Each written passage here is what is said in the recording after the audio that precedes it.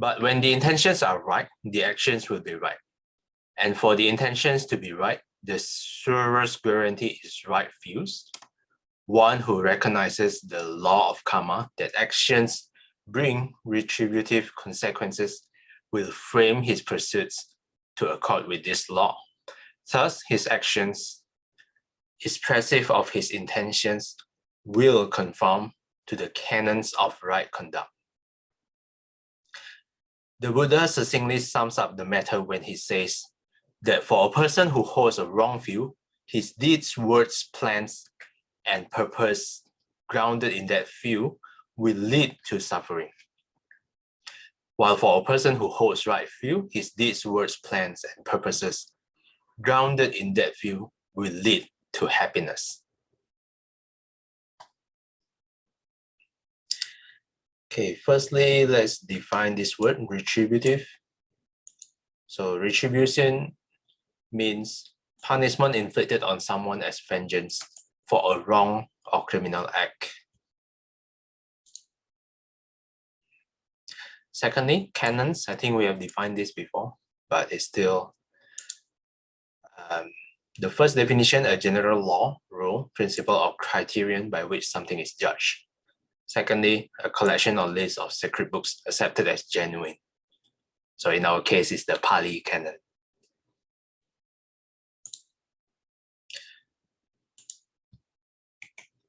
Okay, the second paragraph.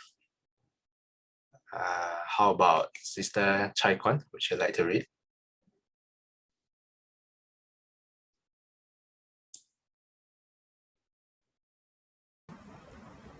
Since the most important formulation of right view is the understanding of the Four Noble Truths, it follows that this view should be in some way determinative of the content of right intention. This we find to be in fact the case. Understanding the Four Truths in relation to one's own life gives rise to the intention of renunciation. Understanding them in relation to other beings give rise to the other two right intentions. When we see how our own lives are pervaded by dukkha and how this dukkha derives from craving, the mind inclines to renunciation, to abandoning craving and the objects to which it binds us. Then, when we apply the truth in an analogous way to other living beings, the contemplation nurtures the growth of goodwill and harmlessness. We see that, like ourselves, all other living beings want to be happy, and again that, like ourselves, they are subject to suffering. The consideration that all beings seek happiness causes thoughts of goodwill to arise, the loving wish that they be well, happy, and peaceful. The consideration that beings are exposed to suffering causes thoughts of harmlessness to arise, the compassionate wish that they be free from suffering. Okay. Chai Kwan. Okay, so we have read two paragraphs. Maybe it's a good time to stop and see if there's any comments or questions. What do you think about these two?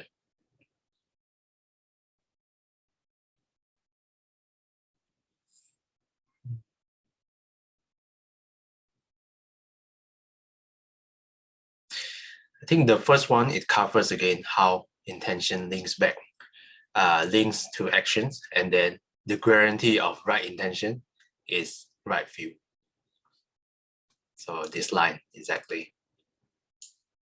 When we recognize the law of karma, when we know these sets of 10 wholesome deeds will lead to good results, and when we know when we do the unwholesome deeds, it will bring retributive consequences, then our actions, our view will also align. That because we don't want to suffer, we don't want to have suffering. So we know if we know these actions will lead to suffering, then we will abstain from doing that.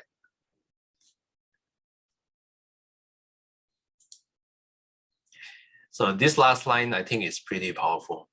Whoever has wrong view who holds a wrong view, his deeds, words, plans, and purposes will lead to suffering, and the opposite applies as well, vice versa.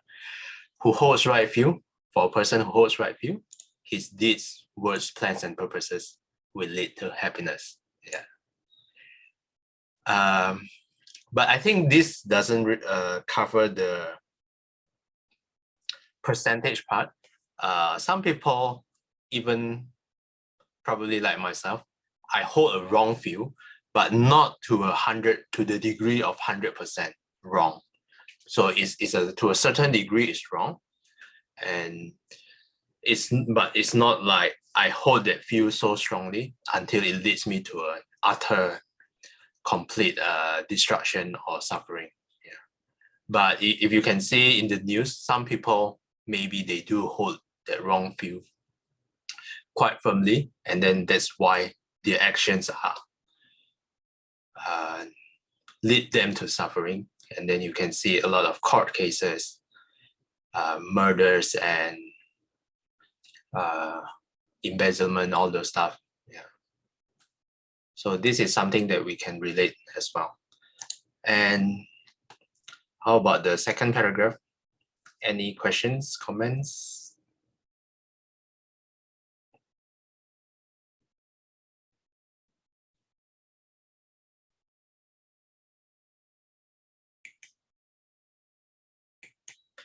So firstly, it goes back again. The most important formulation of right view is the understanding of the Four Noble Truths. Then it follows that this view should be in some way determinative of the content of right intention.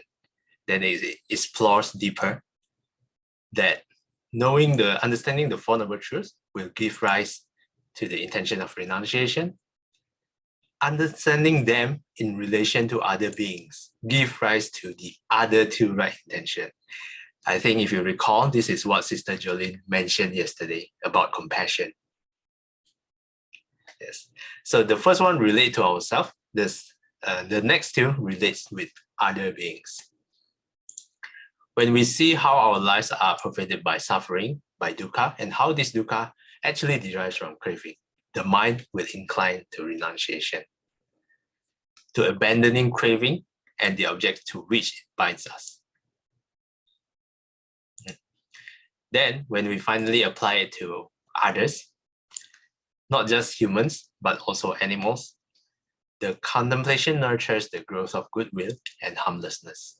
We see that, like ourselves, they also want to be happy, and again, like ourselves, they are also subject to suffering. So when we understand that all beings seek happiness, then the thoughts of goodwill will arise, the loving wish that they will be well, happy, and peaceful. The other aspect, when beings are exposed to suffering, we want them to be free of suffering, and hence compassion arises. Okay, if no comment or question, Sakyang, yes.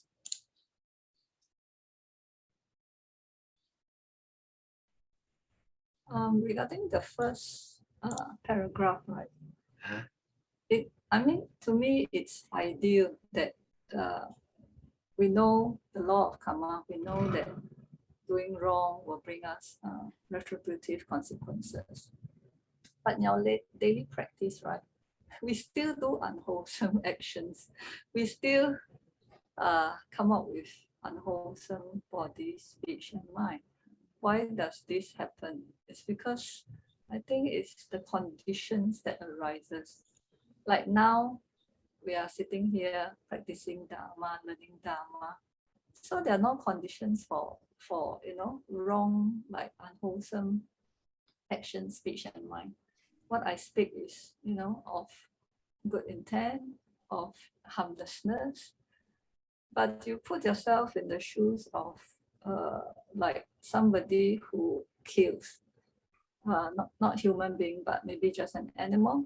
It might be because that snake or that crocodile, bring a lot of harm to you at that moment.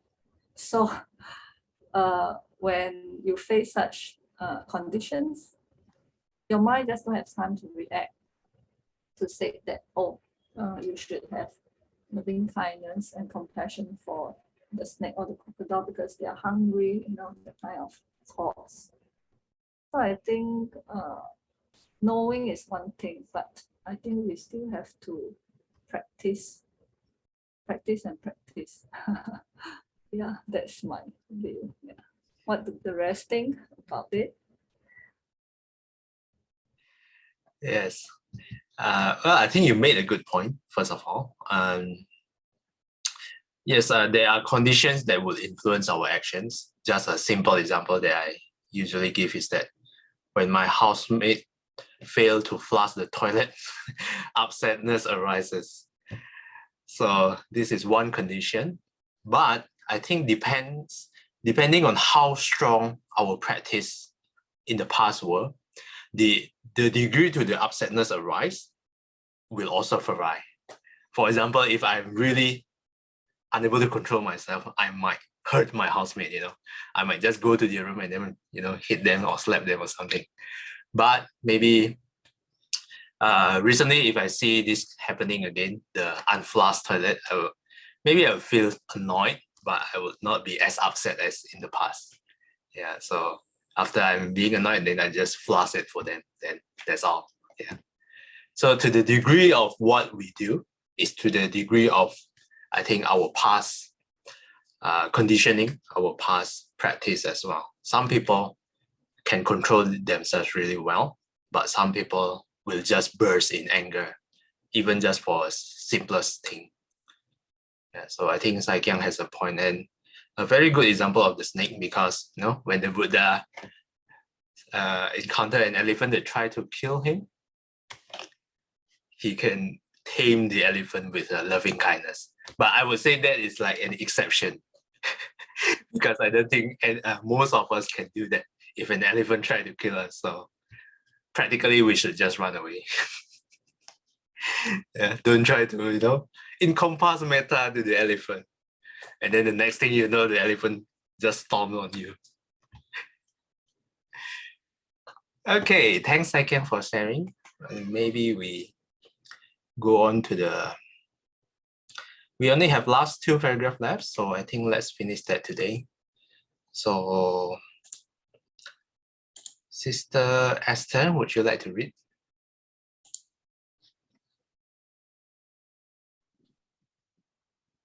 The moment the cultivation of the Eightfold Path begins, the factors of right view and right intention together start to counteract the 3 unwholesome roots. Illusion, the primary cognitive defilement, is opposed by right view. The nascent seed of wisdom. Sorry, Esther. I think it's a bit too soft.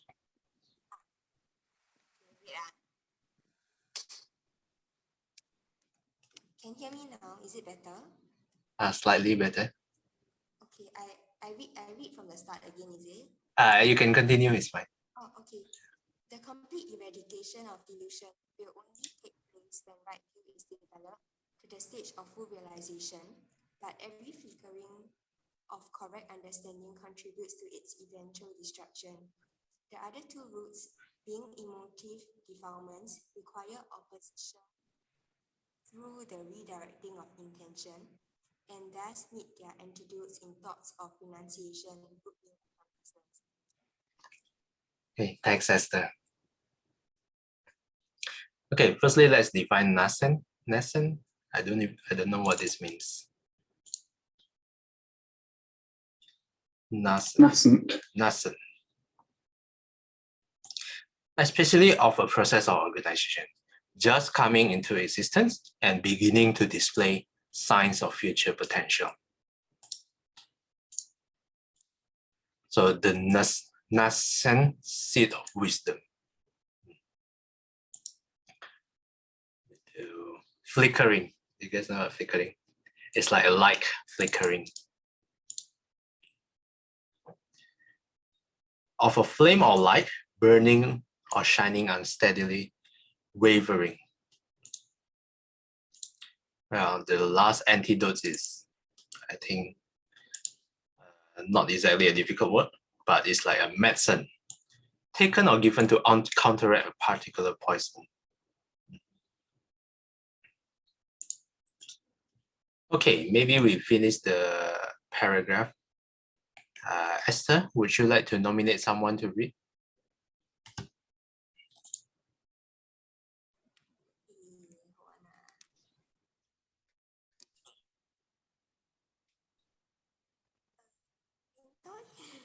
Who?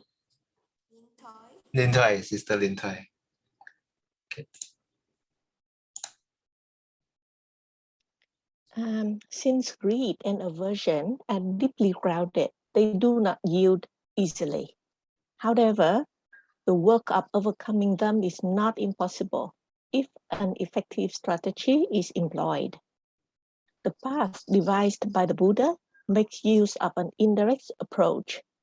It proceeds by tackling the thoughts to which these defilements give rise.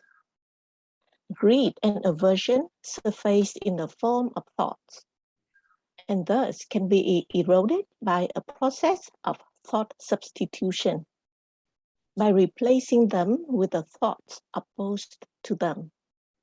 The intention of renunciation provides the remedy to greed. Greed comes to manifestation in thoughts of desire, essential, acquisitive, and possessive thoughts.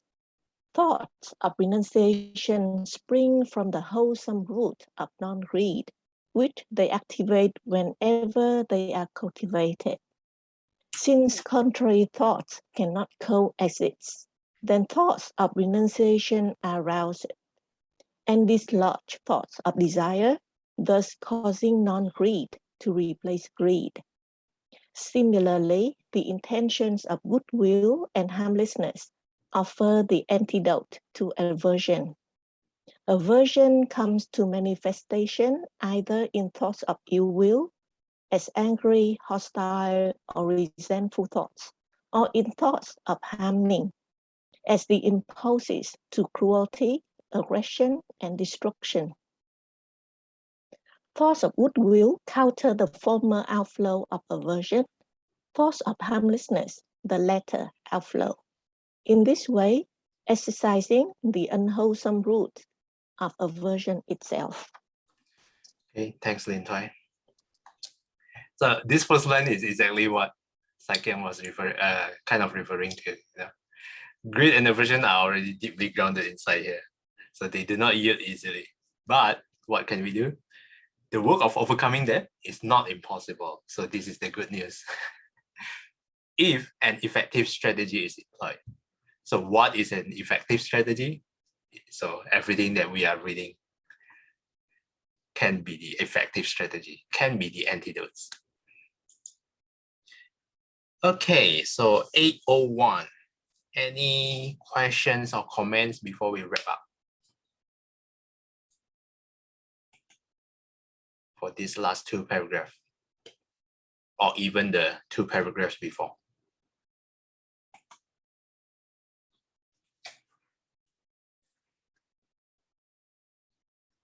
So if not, tomorrow we will finally enter deeper into the intention of renunciation. So the whole thing here. I think this should take around 2 or 3 days to cover at the rate we are reading. So, and we actually don't have to rush through. It's better that we read it in a deeper way than rushing through the materials. Yeah. Okay, if no questions and comments, let's wrap up here. Let's do a dedication. Dedication of merits, please recite together with me. 愿消三障诸烦恼，愿得智慧真明了。普愿罪障悉消除，世世常行菩萨道。阿弥陀佛。Okay, so thanks everyone for participating. Have a normal Thursday ahead.